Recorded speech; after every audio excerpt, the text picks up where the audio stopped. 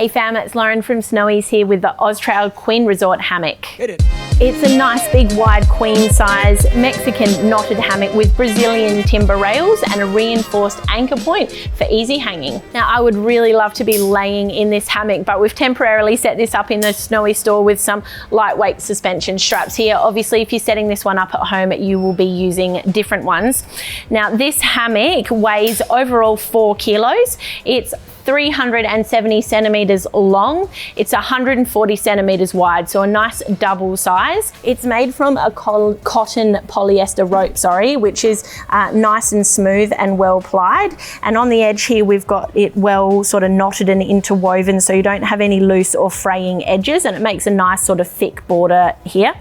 On the top, we've got this timber rail or frame, which keeps the hammock nice and spread and keeps all of these guiding ropes, well supported and free from being tangled, as well as this nifty feature at the top here that I really like. It's like this extra macrame or knotted area here to really support that anchor loop and your guy ropes.